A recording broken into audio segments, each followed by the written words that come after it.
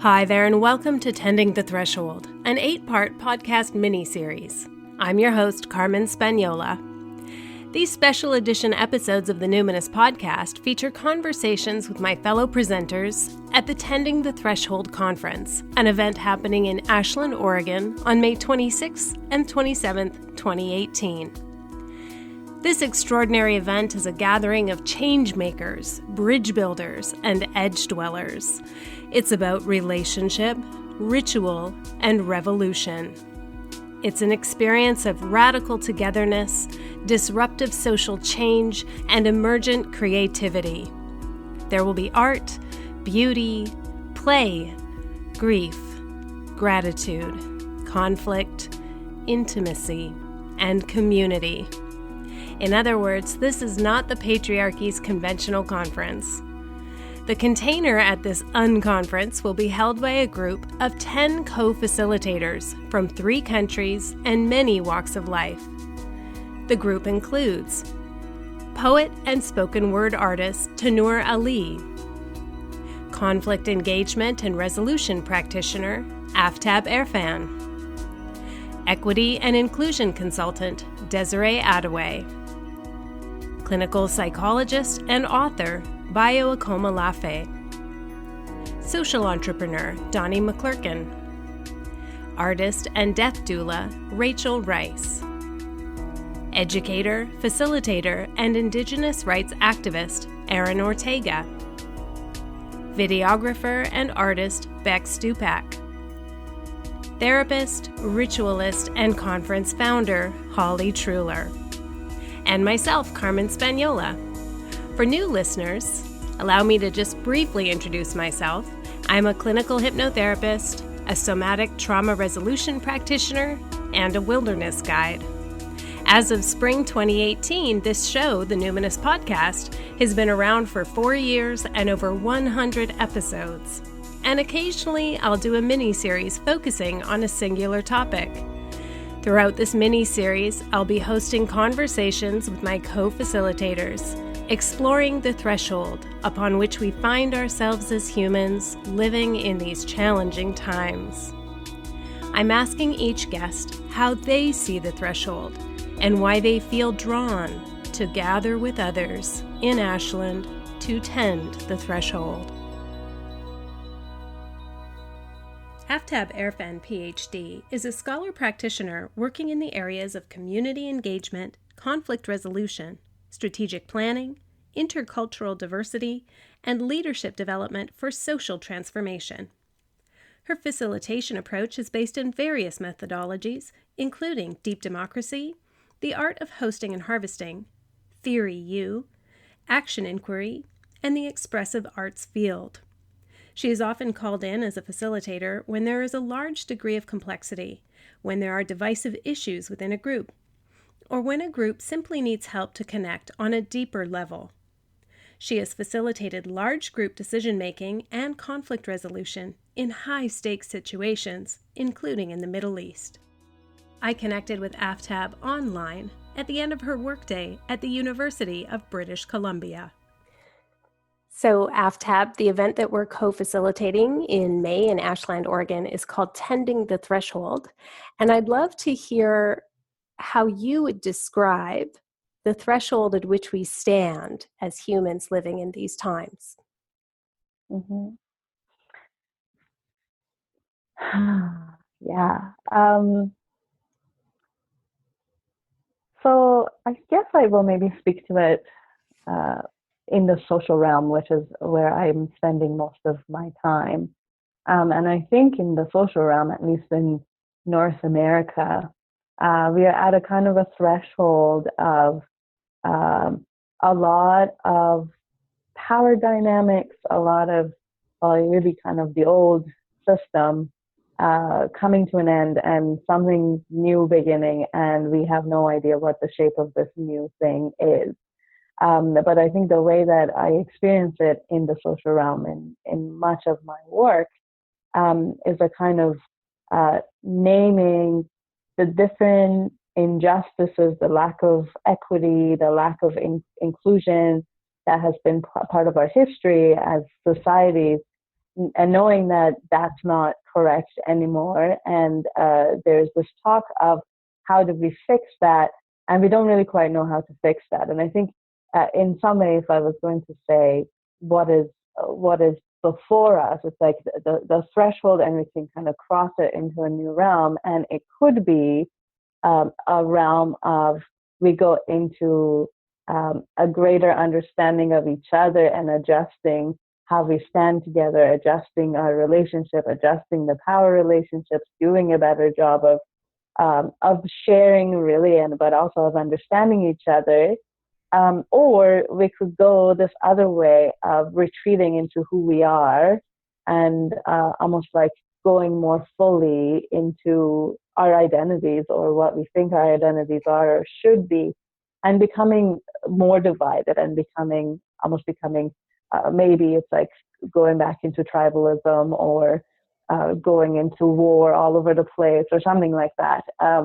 So I think it's a kind of a threshold of new social relations coming into play, and we don't quite know, like it's like a coin flip and it could land this way or it could land that way. Hopefully it's not quite as random as that. Hopefully we have some influence over that. But it's like we could become totally polarized and going to war, or we could figure our way through this to create a kind of new order. That's how I would talk about it. Mm-hmm. Yeah, I'm with you on that. That really speaks to my sense of it as well. So how would you describe your work in conflict engagement and how you like what's your philosophy or your techniques, or like what's in your toolkit? Because there's a lot of different ways to figure out how to adjust our social relationships. What's your approach? Mm-hmm.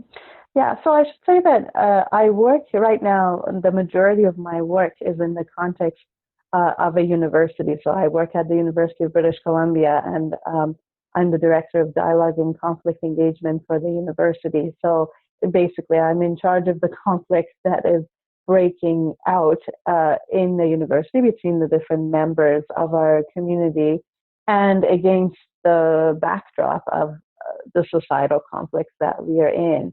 And basically, sometimes I think of it as if we are in a very diverse setting in our university, there's folks from all over the place and all kinds of ages, genders, every kind of diversity that you can think of, and a lot of diversity of thought.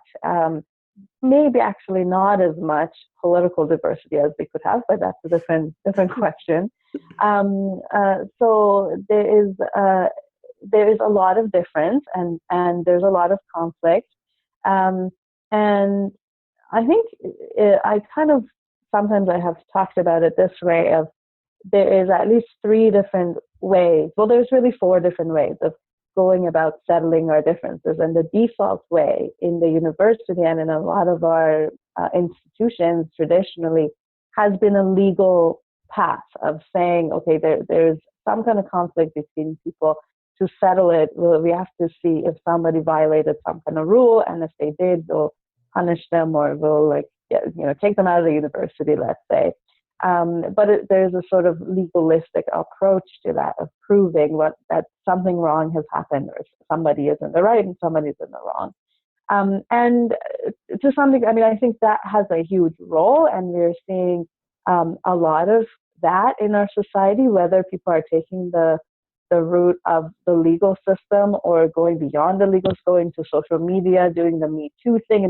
We are definitely seeing a kind of calling out something wrong that has happened and punishing people or removing people from positions of power. So all of that is happening, and I think to a huge degree, great. And also, it's very hard on our social systems, on the fabric of our communities. The way that I see it at the university, it's like the powerful professor who was sleeping with her grad students gets kicked out, but the pattern doesn't go away. And actually, in the investigation and in the the way that people are treated by the legal system, there's a lot of damage that's done in that as well. So it works and it doesn't work. I think the second path is what I might call the social justice path, just very broadly speaking, which has an analysis of power, which is beyond what the justice system recognizes. It's a social justice kind of analysis. And it's pointing to differences not in a neutral way, but against these axes of power. And so there's the whole culture. So this is quite, there's like a whole set of frameworks and ways of talking about it and teachings that one can get and practices of calling in and calling out. You know, there's like a whole set of things around this. And again, I feel like it both works and it doesn't work. So we've definitely become very sophisticated in pockets about how we see colonialism, patriarchy, white supremacy, environmental destruction. Like how we have a good analysis of that. And there's also a kind of a backlash to that there is, whether it's out of fragility or out of our sense of, well, what else could possibly happen, that people are taking offense to this kind of analysis and this way of talking about things. So I, again, feel like it definitely has a place, and it's not going to solve all of our problems. So a third approach might be a dialogic approach, which doesn't have a strong sense of right and wrong the way that a legal system or a social justice system might, but it's just saying, like, let's hear what is going on. Let's get into the experience of different people. Let's get into the reality of different people. Even the white supremacist gets to talk, and let's actually hear their truth in more depth than the two-liner that we usually get from them, or the kind of talk that we often hear from them. And then also, let's just make sure that those who haven't had voice really get a voice. And so you create that through setting the stage and creating environments that are, I wouldn't say safe, but because they're very risky, but allowed a little bit more space for people to actually be heard by each other. And I would say that I sit most strongly in this school, if you will, in the dialogic school. And my work with different methodologies, and especially with deep democracy, which is the kind of the core methodology that I use, is really in creating space for conversation, for dialogue. Like the other approaches, it kind of works and it kind of doesn't work. It works in the sense of bringing out conversations that were too taboo or we thought we couldn't have or whatever. And it also, it's kind of subject to criticism of not taking a strong enough stance or allowing voices who've spoken before to speak. You know, it's kind of subject to all of that critique, especially from the social justice school. And then I would say just the last one in my mind, I might call the embodied approach to working with our differences, which is everything from ceremony and ritual to the arts to just being together, eating together, immersion in another community or culture, playing sports, you know, like all these ways of being in our bodies together and maybe in our spirits together without even really talking through things, but working out some of our differences by embodying a reality together. And so again, I feel like, and more as I look into it, there's a lot of promise in this approach, and definitely the research around the arts especially is just bringing up so many insights about like physiologically what changes when we participate in something together. And at the same time, I think it's what we are finding again from research. It's like, it doesn't, if people play sports together, you have just the same screwed up dynamics that you have in the rest of society in the sports teams, you know, unless we have other lenses to bring into it or ways to talk about it, it doesn't necessarily change things, or it probably won't change things. And so I feel like with all these different approaches to how we work with or settle or work through our conflicts and our differences, we don't know that any of them work. I have the sense that probably there's some combination of them that sort of kind of works. There's like, we have to find more ways of weaving them together and kind of drawing on the strength of each of them to work ourselves through this threshold into the next thing. And so really the skill, the work that I do and the skill that I bring is in that dialogic school. And I borrow quite a bit from really all other three, but especially from both the social justice school, if you will, and the embodied experiential school as well. So I mean, that's like a very long-winded way of talking about the philosophy behind it, or situating what I'm doing in this field. And I just might add just this little bit that if you're working in the dialogic space,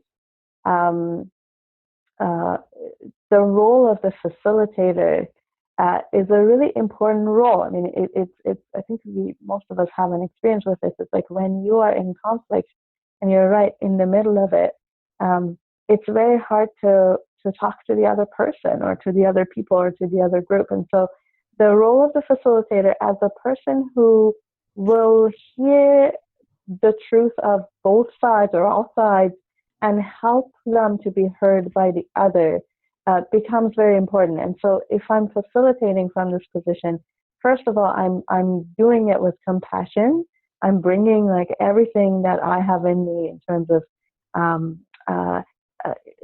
sympathy, seeing and reflecting a kind of multiplicity of truths, if you will, and then bringing as much patience and humor and silliness and playfulness and creativity to it as I can to facilitate, meaning make it easier for people to have that conversation.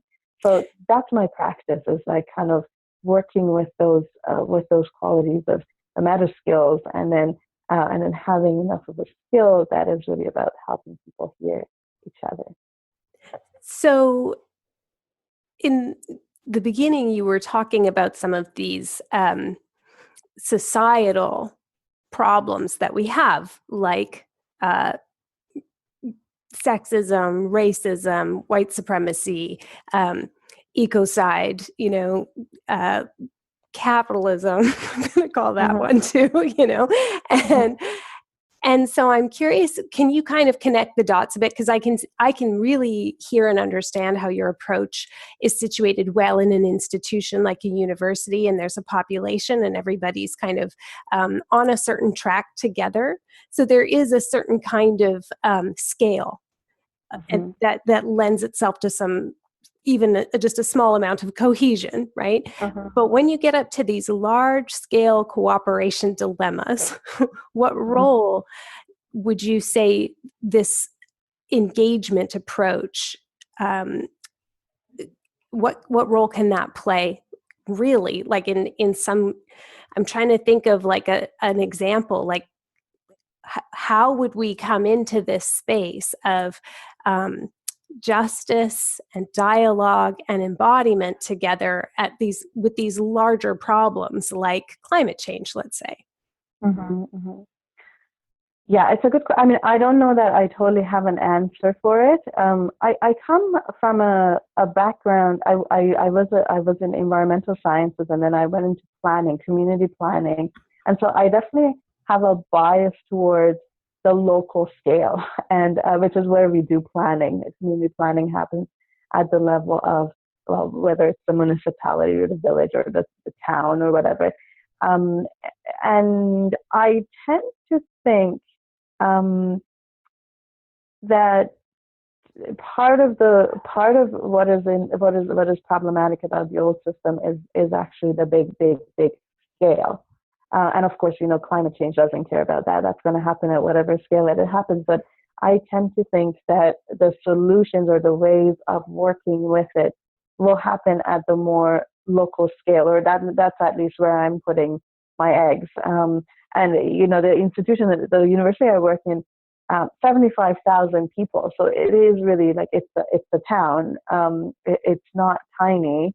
And and even within that, I work within a faculty or within a department or within a population of students within these subgroups. But I think this is part of the issue is like, because we see, for those of us who see the global problems and look at the patterns, and it's clear across the board that capitalism is killing us or whatever. I think part of the challenge is actually like holding that truth and yet working at the local level. What I kind of often see is we are in a specific problem between two people or in a small group or something. And if we treat it as, here is, here's patriarchy talking to women or something like that, I think we are less likely to be able to solve it. I mean, it's interesting to note that we're in that fractal or note that we're in that big pattern. But the way we're going to solve it is going into the specifics of the situation and working with what is available in the specific situation to set something different in motion. So the question of scale, I mean, I haven't seen, I can't yet, I had at one point, Government of Canada has this office of like futurist office or something. It's like a group of people who think about what the future is like. And they came and asked me if deep democracy could be applied to the national level in Canada in the future. And they're thinking like 100 years in the future, they thought that it might be a feasible thing, that we would change our political system in a way that a more democratic way of having conversations, working through our differences, decision making would be possible. And I kind of think, yeah, maybe it is in 100 years, or at least it's not now. We have not yet figured out how to do that on the big scale, and that may not be where the answer is. Well said. So why do you personally feel drawn to participate in the Tending the Threshold event?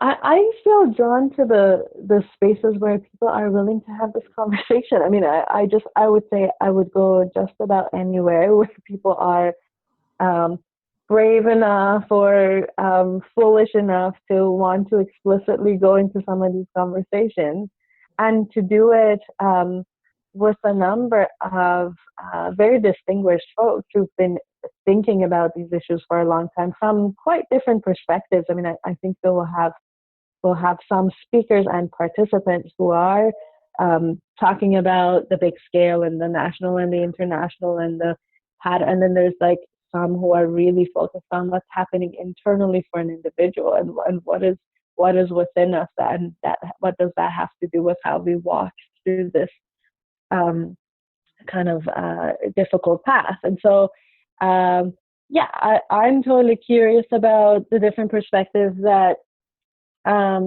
both the speakers and the participants bring. The parts of the event that I'm most involved with will be quite participatory, so it wouldn't just be hearing from speakers, but it will be hearing from everybody in the room, or just about everybody in the room. I always am excited about just like the personal wisdom that people hold because of their life experience, whether or not they have got a PhD in the whatever thing it is, So I'm really excited about that. And then I'm always thrilled when I see the picture of the folks who are in front of the room, and it's such a diverse group, and I see myself represented in that. It's just there isn't a lot of opportunity yet to do that, and so selfishly, I'm just really looking forward to being in that space and among you folks.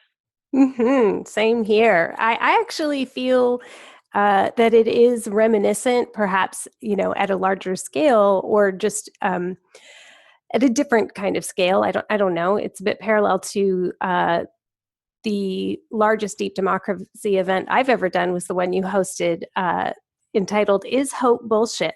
And we had a whole bunch of kind of lefty, eco, bright green environmentalists come together. And that event really changed the course of my life. It definitely strengthened some kind of inner commitment I have to my personal belief that hope is not necessary to proceed, but I also have much more compassion for the folks for whom hope is necessary to proceed.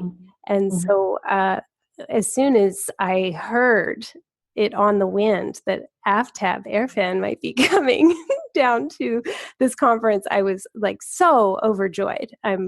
That's like one of the most exciting things for me, is that we're going to get to do some participatory, large scale group dialogue together. Yeah, I'm so excited. And I think you actually had a role in nudging me to be here as well. So thank you for that. I do think, often it's like we go to events and there's this kind of incredible lineup of speakers, but with so much of this, it's like we have to bring it into our own experience and process it and talk to each other. And so, yeah, like for an event to make space for that and actually make to be generous space for that, I think is really special. And I don't go to conferences anymore where it's like a lineup of speakers and one after another, because I feel that the part where, we get to talk to that in our own experience and connect with others, including the ones who are hard to have patience for, just even understanding their reality a little bit. I love the way you've talked about it, of not getting mad at them as often. They're on their own path, and I may totally disagree with them. And strategically, like just even to save myself from burning out, it's like easier to have compassion for people. It's like less. It's less demanding on our psyche, I think, to have compassion for people while we are also angry and going through, calling bullshit and being in grief, and like all of that can happen. And I think, there's something about, I don't know, almost like spending our energy in the right places, or not letting there be a lot of extra energy spent to be upset with things that we, don't have control over, or it's not our turn to change or whatever, and then focusing on the things that we can change. So there's something very strategic for me about like coming into alignment with what I'm about and the work that I'm doing, and that is really best done in conversation with other people. So it's going to be exciting to be part of that. Well, thank you so much for sharing. Just the inspiring but like big vision, for how we can actually think about the scale at which we feel the most comfortable and the most impactful, having these fractal layers and having these other impacts at different scales, but working at the level of sort of dialogue, embodiment, and just adjusting how we want to be together. I cannot wait to do that with you. So thanks so much for spending time talking with me today, Aftab. Pleasure. Thank you. To find out more about Tending the Threshold and to purchase live or live stream tickets, go to tendingthethreshold.com. And please don't let money be a barrier. Organizers have a solidarity fund that sponsors people with marginalized identities and less financial privilege.